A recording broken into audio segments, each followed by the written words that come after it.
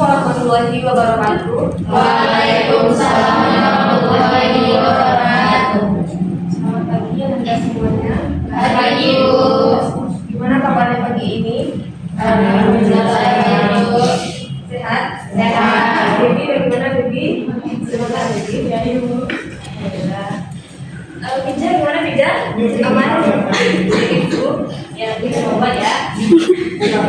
Baik, sebelum kita mulai pembelajaran, silakan Ridho untuk mengikuti doa. Ibu, sebelum kita mulai, kita doa dimulai. Doa selesai. Oke, baik. Terima kasih Ridho. Sebelum mulai, Ibu mau ambil absen dulu.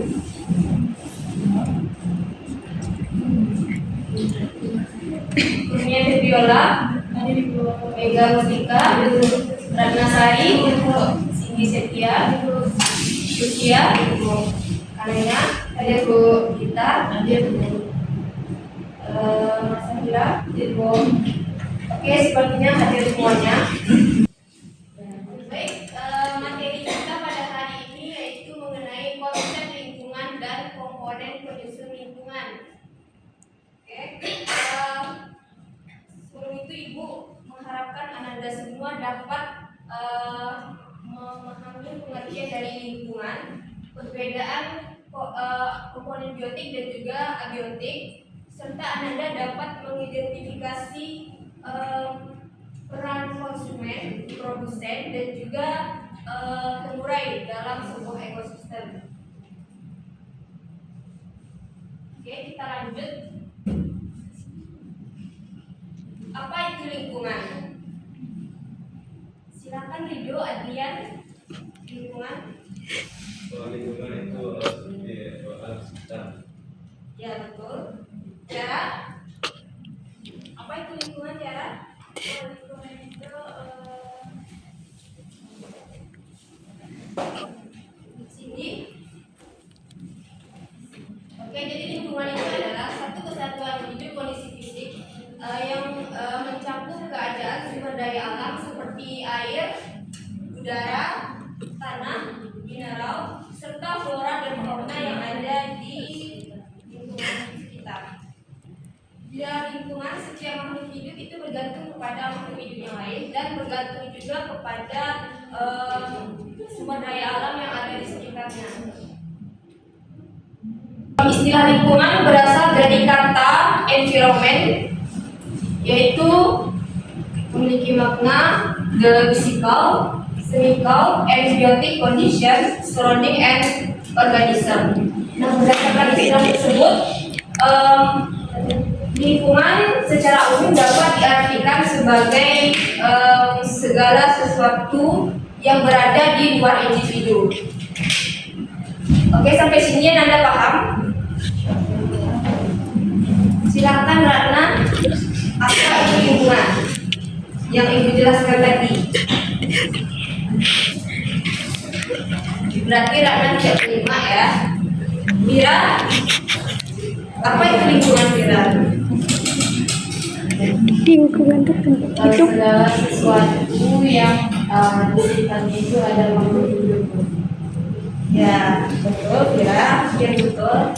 Jadi lingkungan itu adalah satu kesatuan hidup kondisi fisik yang berhubungan dengan sumber daya alam seperti air, tanah, mineral, serta flora dan fauna yang ada di lingkungan sekitar. Oke, sudah paham pengertian lingkungan? Oke, kita lanjut kepada istilah tadi. Nah,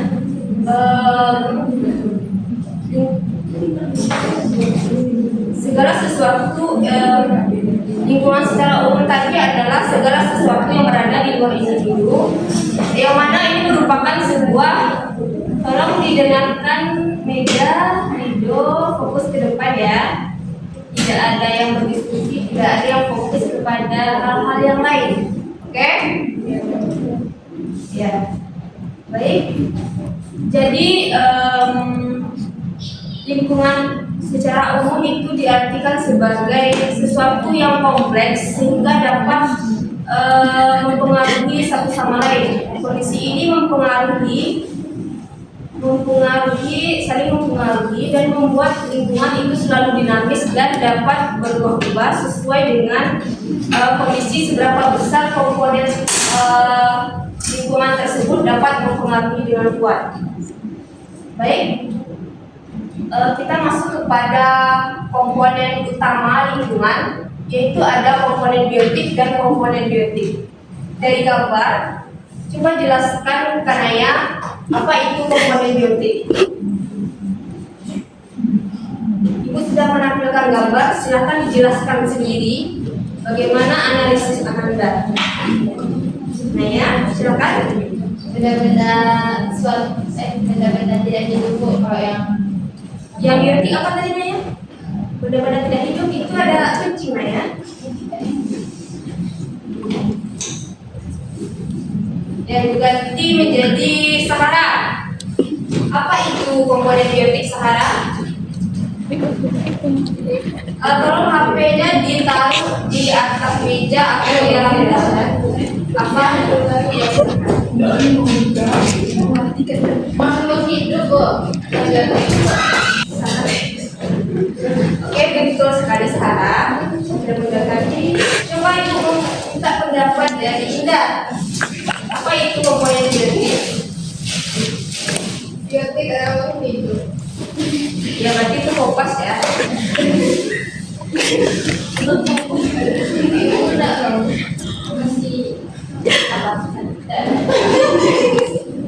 Ya, ibu mau bertanya dulu, Anda paham tidak dengan atau tidak pernah mendengar komponen biotik itu? Karena itu ya.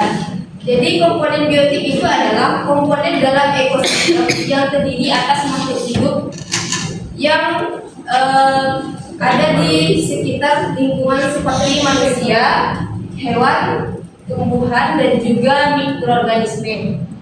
Nah, berdasarkan ukurannya itu kita bahas yang biotik dulu ya, Nanda. Ya, Bu. Jadi komponen biotik itu dikelompokkan menjadi 3, yaitu ada produsen, konsumen, dan juga pengurai. Kita bahas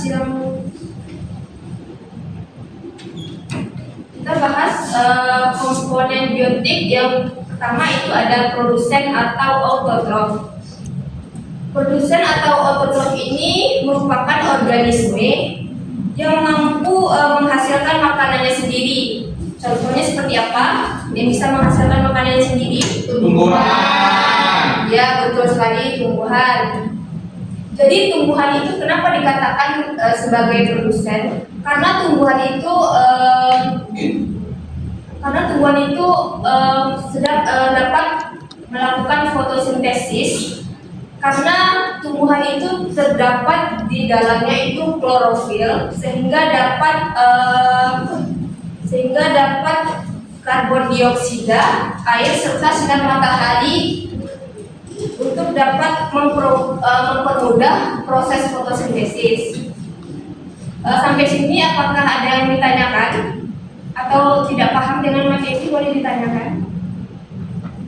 Rido, tolong fokus ke depan ya Rido. Oke, baik. Selanjutnya, Ibu rasa Anda sudah paham pengertian dari produsen. Nanti Ibu harap Anda dapat menjelaskan yang ketiga ini. Nanti Ibu akan bertanya secara acak. Jadi Anda dapat membedakan ketiganya atau salah satu juga tidak apa-apa ya.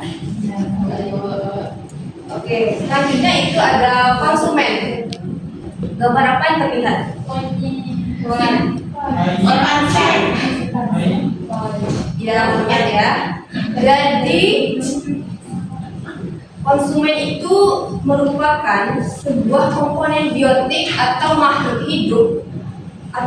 hidup yang tidak dapat menghasilkan makanannya sendiri. Jadi berbeda dengan produsen tadi. Produsen kan dapat menghasilkan makanannya sendiri, sedangkan yang konsumen ini tidak dapat menghasilkan makanannya sendiri. dan bergantung kepada makhluk hidup yang lainnya, atau bisa juga mereka dapat bertahan hidup dengan memakan makhluk hidup yang lain gitu, organisme yang lain untuk bisa bertahan hidup. Nah, yang termasuk kepada konsumen ini ada 3, yaitu karnivora, herbivora, dan juga omnivora. Gue rasa itu sudah tidak asing lagi ya. Ibu mau Sylvia, apa itu karnivora, Sylvia? Ya, betul sekali. Oke, jadi karnivora itu adalah suatu organisme yang bertahan hidup dengan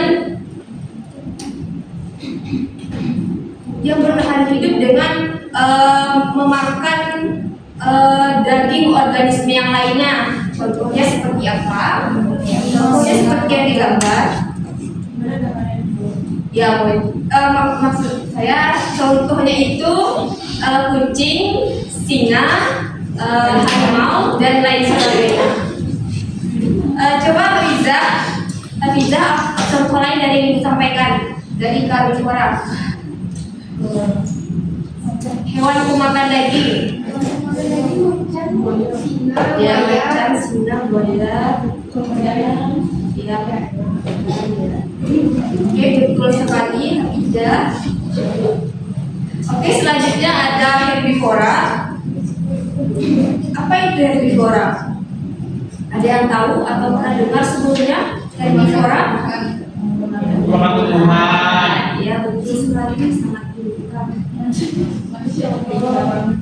Jadi herbivora itu adalah organisme yang sumber makanannya itu dari daun atau tumbuhan.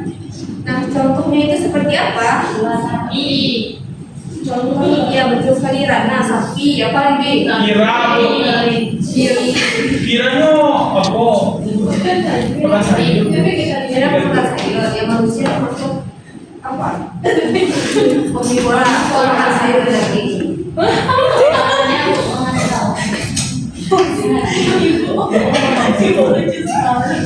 Oke, jadi karnivora itu contohnya itu ada sapi, kambing, unta, jerapah, dan lain sebagainya.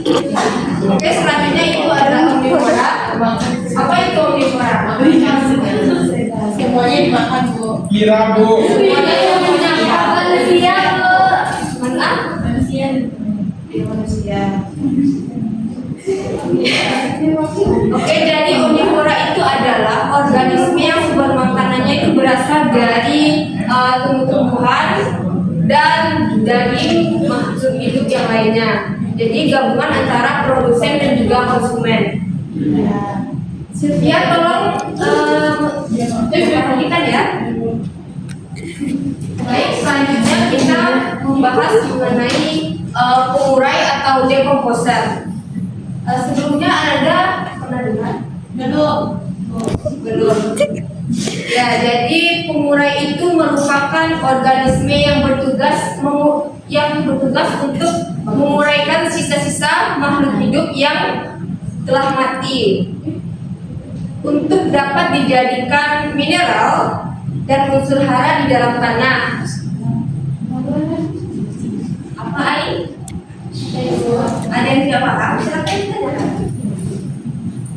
Ya. Jadi adanya dekomposer ini membuat keseimbangan ekosistem itu terjaga karena semua organisme kembali lagi kepada sumber daya alam.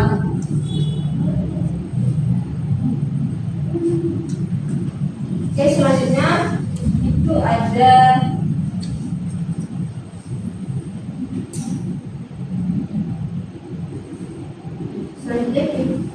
mungkin sampai di sini, apakah Anda dapat memahami apa yang disampaikan?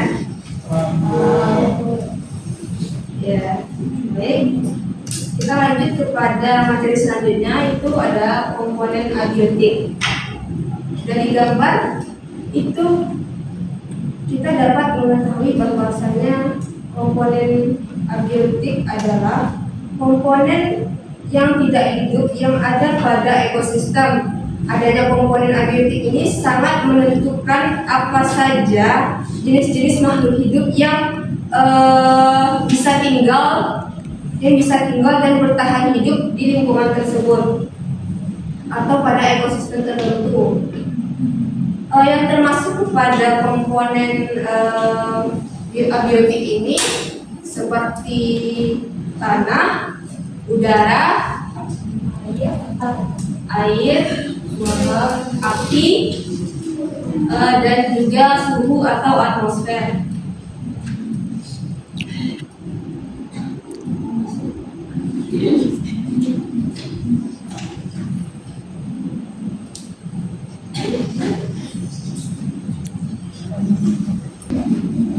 Oke, sebelum Ibu memberikan kesimpulan dari keseluruhan materi, Ibu mau menguji pemahaman saudara Ananda tentang perbedaan dari komponen biotik dan abiotik. Silakan Ibu minta Ratna.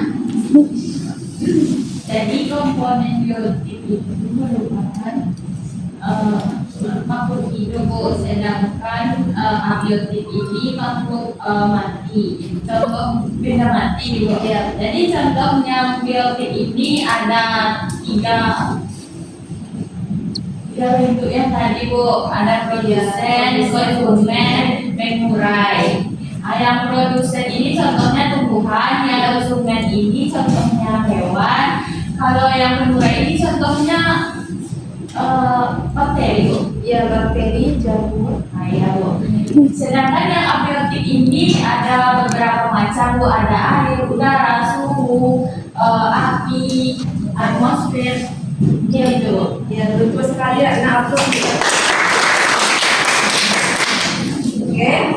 Selanjutnya Ibu minta dari kita. Silakan kita. Apa itu perbedaannya biotik dan abiotik? Tidak boleh copy paste ya.